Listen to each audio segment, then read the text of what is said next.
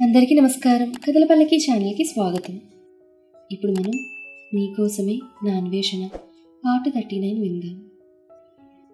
అప్పుడే నిద్రలేచిన బన్నీ కళ్ళు నులుముకుంటూ లేచి కూర్చుని తండ్రి చెప్పిందంతా విని, హే, నేను ఇక నుండి డాడా రూమ్లో ఉండబోతున్నాను అన్నాడు ఎగిరి గెంతులు వేస్తూ. వాడి ఆనందాన్ని చూస్తూ ఇన్ని రోజులు వాడు ఏం మిస్ అయ్యాడో అర్థం చేసుకున్న దేవ్ చిన్నగా పశ్చాత్తాపడ్డాడు. బన్నీ ఆనందమే తన ఆనందం కాబట్టి చిన్నగా నిట్టూర్చి దేవు మాటలకు అడ్డు చెప్పకుండా రూమ్ షిఫ్ట్ చేయడానికి తన వంతు సాయం చేసే పనిలో పడిపోయింది సమీర. రూమ్ షిఫ్ట్ అయ్యాక బన్నీని ఎత్తుకుని బాత్రూంలోకి తీసుకెళ్లి శుభ్రంగా ఒళ్ళుతోమి స్నానం పోసి ఒంటి నిండుగా టవల్ చుట్టి రూమ్లోకి తీసుకొచ్చి బెడ్ మీద నిలబెట్టి ఒళ్ళు తుడుస్తూ బన్నీకి చెక్కిలిగిలి పెట్టింది సమీర. దానితో బన్నీ కిలకిలా నవ్వుతూ సమీరతో ఆడుతూ ఉండడం, అక్కడే సోఫాలో కూర్చుని ల్యాప్టాప్లో వర్క్ చేసుకుంటున్న దేవు చూస్తున్నాడు. సమీర బన్నీ ఇద్దరూ తమ లోకంలో ఎవ్వరూ లేనట్టుగా తామిద్దరే ఉన్నట్టు నవ్వుతూ తుళ్ళుతూ ఆడుతుండడం దేవికి బాగా నచ్చింది.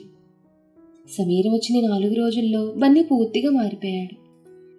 ఎప్పుడూ ఎవరితో కలవకుండా ఒక మూల నుండే బన్నీ ఇప్పుడు అందరితో కలుస్తూ అందరి పిల్లల్లాగే ఆడుతూ అలరి చేస్తున్నాడు. అదంతా దేవు దృష్టిని దాటిపోలేదు. బన్నీకి బట్టలు వేసి, కిందకి వెళ్ళి ఆడుకో, నేను వచ్చి నీకు బ్రేక్ఫాస్ట్ తినిపిస్తాను అంది సమీర. అంటూ తన టాయ్ తీసుకుని తూనీగలా ఎగురుతూ కిందకి వెళ్ళిపోయాడు బన్నీ. బన్నీ వెళ్ళిపోయాక బెడ్ మీద ఉన్న తడి టవల్ని తీసి ఆరేయడానికి వెళ్తూ ఏదో కాలికి అడ్డంగా తగిలి పక్కన ఉన్న సోఫాలో పడిపోయింది సమీర. కానీ అప్పటికే ఆ సోఫాలో దేవు కూర్చుని ఉన్నాడు కాబట్టి తను వెళ్ళి సరాసరి దేవు ఒళ్ళో పడింది. తన ఒళ్ళో పడ్డ సమీర్ వైపు గుర్రుగా చూస్తూ, నీకు నడవడం రాదా? ఎప్పుడు చూసినా పడిపోతుంటావు అన్నాడు. నేనా? కాదు, నేను పడలేదు, నా కాలికి ఏదో అడ్డు తగిలి ఇలా వచ్చి పడ్డానంటూ సమీర దేవు ఒళ్ళో నుంచి లేవడానికి ట్రై చేస్తుంటే లేస్తున్నావు నడుం చుట్టూ చేతులు వేసి మీదకి లాక్కుంటూ, అబద్ధం చెప్తే అతికినట్టుండాలి. మన గదిలో నీ కాలికి అడ్డంగా ఏం తగులుతుంది చెప్పు? నువ్వు కావాలని నా మీద పడ్డావు అన్నాడు రెట్టిస్తూ దేవ్. ఆ మాటకి సమీర నోరు బావురు కప్పలా తెరిచి దేవ్ వైపే చూస్తూ, నేనేం కావాలని పడలేదు, నిజంగా నా కాలికి ఏదో తగిలింది అంది ఇన్నోసెంట్ ఫేస్ పెట్టుకుని. అంత లేదు, నువ్వు కావాలని నా ఒళ్ళో పడ్డావు, చేసిన తప్పు ఒప్పేసుకో సమీరా అన్నాడు దేవ్ యాటిట్యూడ్ లుక్ ఇస్తూ. మిస్సీ సమీ, నీ ఓనర్ చూసావా నిన్నేమంటున్నాడో అంది అంతరా. వానరా? వాడెవడు అంది సమీర. ఇంకెవరు, నేను లక్షలిచ్చి కొనుక్కున్న నీ పతిదేవుడు అంది అంతరా. అలా అన్నావంటే నేను చంపుతాను, జాగ్రత్త అంది సమీర కాస్త గట్టిగా. వాట్? తప్పు ఒప్పుకుంటే చంపేస్తావా అన్నాడు దేవ్. అబ్బెబ్బే, మిమ్మల్ని కాదండి, నేను అన్నది అంతరాన్ని అంది సమీర. ఈ అంతరా ఎవరు అన్నది అర్థం కాక ఆమెనే చూస్తూ. అది అది ఎవరూ లేరు అంది పంటి కింద వేలు పెట్టుకుని టెన్షన్తో కొరుకుతూ. ఆమెల పంటి కింద వేలు పెట్టుకుని కొరుకుతుంటే ఆమె ఎర్రటి పెదవులు మెలపడ్డంతో దేవు వాడినే చూస్తూ, నీకు చాలా కంఫర్టబుల్గా ఉన్నట్టుంది అన్నాడు ఒక ఐబ్రో పైకెత్తి చూస్తూ. నాకా? కంఫర్టబుల్ దేనికి అంది దొంగకూళ్ళు పట్టేదానిలా చూస్తూ సమీర.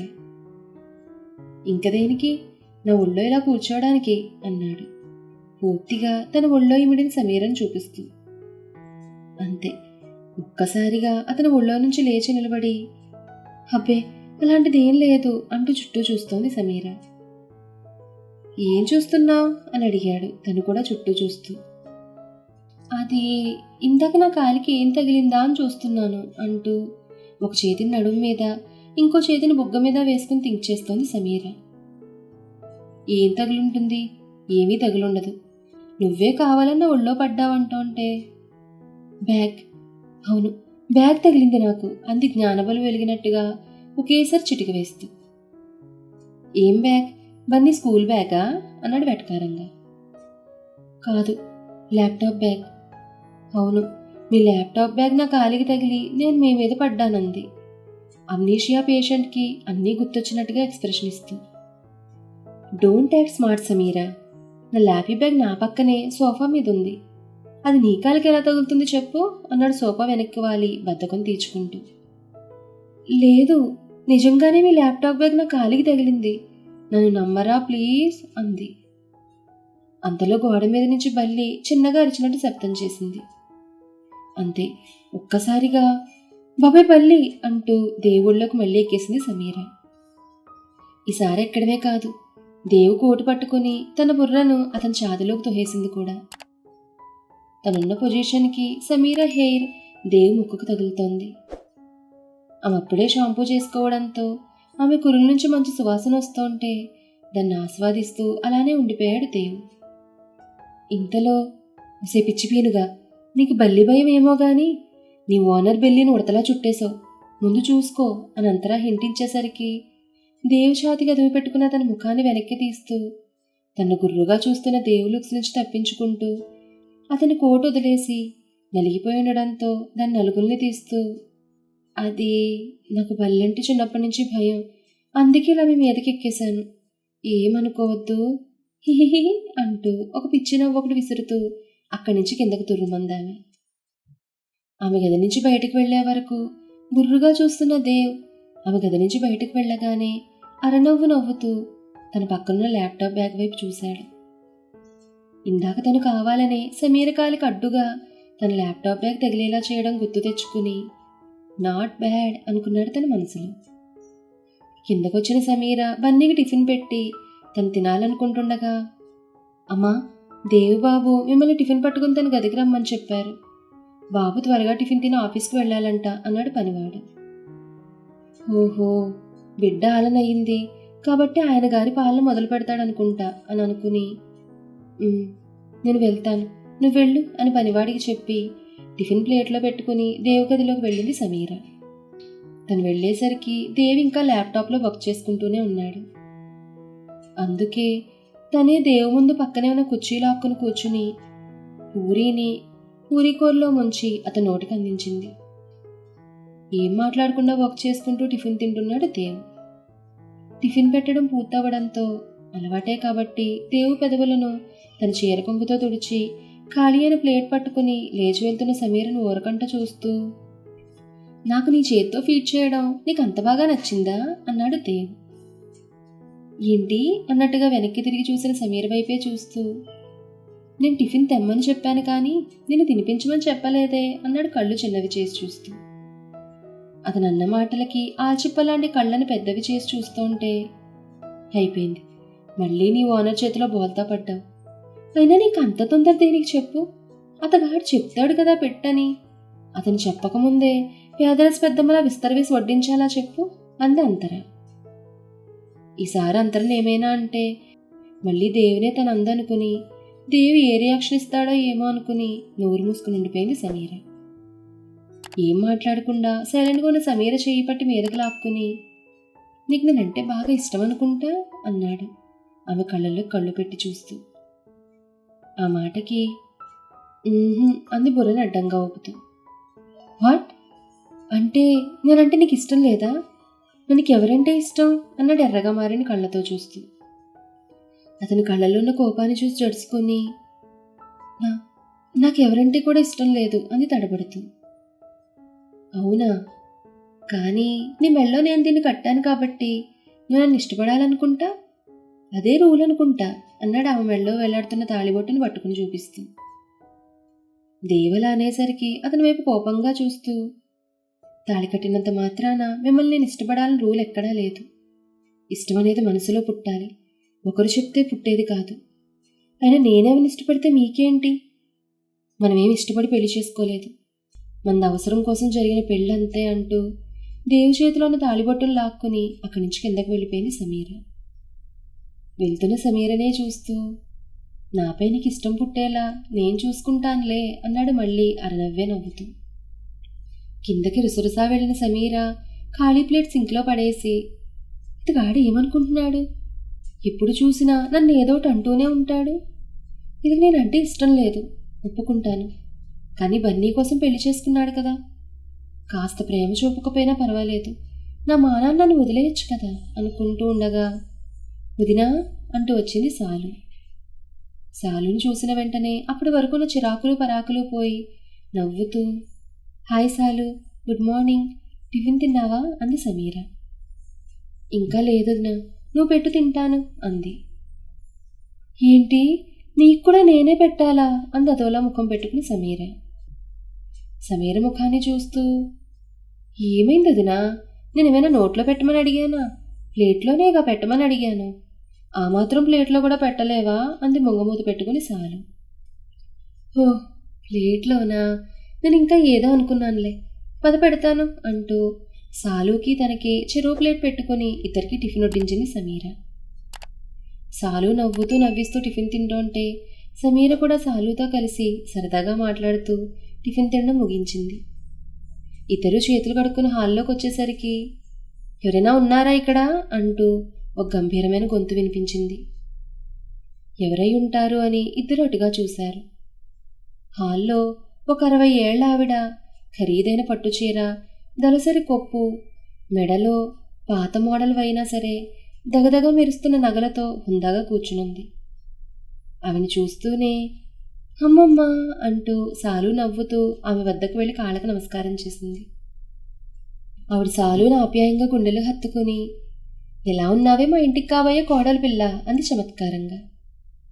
ఆ మాటకి శాలు నడుమి చేతులు వేసుకుని, ముందు నేను నీకు మనవరాల్ని, తర్వాత ఆ ఇంటికి కాబోయే కోడల్ని అంది పొంగమూత పెడుతూ. సర్లే, నీ మాటలే ఒప్పుకుంటానంటూ తన్నే చూస్తూ నిలబడిన సమీర వైపు చూసి ఇటురా అన్నట్టు చేత్తో సైగ చేసింది ఆవిడ. సమీడియర్, ఈ ముసలి కొత్త సాల్ది ఎవరంటావు? ఈ కొత్త క్యారెక్టర్ని చూస్తుంటే నాకెక్కడో తంతోంది అంది సమీర మీద చేతులు వేసుకుని ఆమె పక్కనే నిలబడింది అంతర. తంతే తన్నించుకో, ముందు నన్ను వదులు అంటూ అంతరం తోసుకుని ముందుకు వెళ్ళి ఆమె ముందు నిలబడింది సమీర. సమీర్ని పైనుండి కింద వరకు స్కాన్ చేసిన ఆమె, నువ్వేనా బన్నీకి తల్లివి అని అడిగింది. అవునమ్మమ్మ, తినే దేవన్నయ్య భార్య, పేరు సమీర అంది శాలు.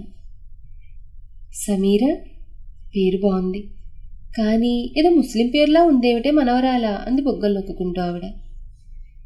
ఆ మాటకి చిన్నగా నవ్వూరుకుంది సమీర. సమీర నవ్వింది చిన్నగా అయినా నవ్వినప్పుడు ఆ బొగ్గల్లో పడే సొట్ట వల్ల ఆమె అందం ఇంకా రెట్టింపవుతోంది. అందుకే రెట్టింపందంతో కనిపిస్తున్న సమీరం చెయ్యి పుచ్చుకుని తన పక్కన కూర్చోబెట్టుకుని, నువ్వింత అందంగా కుందనబొమ్మలా ఉన్నావు కాబట్టే ఎంతమందిని చూపినా వద్దన్న నా మనవడు నీ ఫోటో చూడగానే ఒప్పేసుకున్నాడంట అంది సమీర బుగ్గలు నొక్కుతూ. ఆ మాటకి, ఒసే సమీ, నీ పతిదేవుడు నీ ఫోటో చూసి నీతో ప్రేమలో పడిపోయినట్లున్నాడు సుమీ అంది అంతర.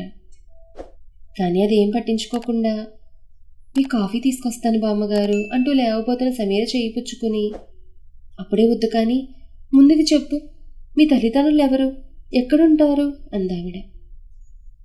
నాకమ్మ లేదు, నా చిన్నప్పుడే చనిపోయింది. నాన్నున్నారు, కానీ ప్రస్తుతానికి అతను కొంట్లో బాగోలేక హాస్పిటల్లో ఉన్నారు. మా నాన్నగారి పేరు చక్రవర్తి అంది సమీర. చక్రవర్తి? ఈ పేరు ఎక్కడో విన్నానే అమ్మడు, ఎక్కడ విన్నాను అని ఆలోచిస్తుండగా, అమ్మా ఎప్పుడొచ్చావు అంటూ అక్కడికి వచ్చింది సరోజ. ఇప్పుడే వచ్చాను తల్లి, నువ్వెలా ఉన్నావు అంది కూతుర్ని ప్రేమగా చూస్తూ ఆవిడ. నీ కూతురికే బాగానే ఉంది, నన్ను రోజు సతాయిస్తూ హాయిగా ఉంది అంది శాలు.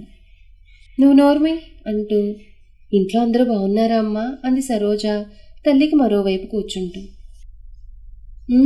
బాగున్నారు, వదిన అన్నయ్య నిన్ను మరీ మరీ అడిగినట్లు చెప్పమన్నారు అంది ఆవిడ. దానికి చిన్నగా నవ్విన సరోజ సమీర వైపు చూస్తూ, సమీర తినుమా అని సరోజ అంటుండగా, నేను చెప్తాను అంటూ, నా పేరు చంద్రకళ, నేను నీ మొగుడు తల్లికి తల్లిని అందావిడ. అంటే దేవాళ్ళ అమ్మగారికి అమ్మగారా ఈవిడ? మరి సరోజత్తయ్య ఎందుకు ఈవిడ అమ్మ అంటోంది అని ఆలోచిస్తోంది సమీర. సమీర ఆలోచనలు అర్థం చేసుకున్న సరోజ, దేవు తల్లి శారదా నేను అక్క చెల్లెలం. నేను దేవుకి ఇటువైపు నుండే కాదు అటువైపు నుండి కూడా పిన్నినవుతాను అందామె. ఆ మాట వింటూనే ఆశ్చర్యంగా ఆమె వైపు చూస్తోంది సమీర.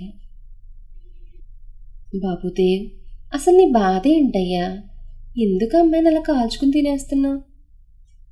నువ్వు ప్రేమ చూపిస్తున్నావో కోపం చూపిస్తున్నావో అసలు నీ ఉద్దేశం ఏంటో కూడా. పాపం పిచ్చిపిల్ల, సమీరకే కాదు అసలు మాకు కూడా అర్థం అవ్వట్లేదు తెలుసా. సరే, మన తర్వాత ఏం జరిగిందనేది నెక్స్ట్ ఎపిసోడ్లో తెలుసుకుందాం. ఈ కథ మీకు నచ్చితే లైక్ చేయండి, షేర్ చేయండి, కామెంట్ చేయండి.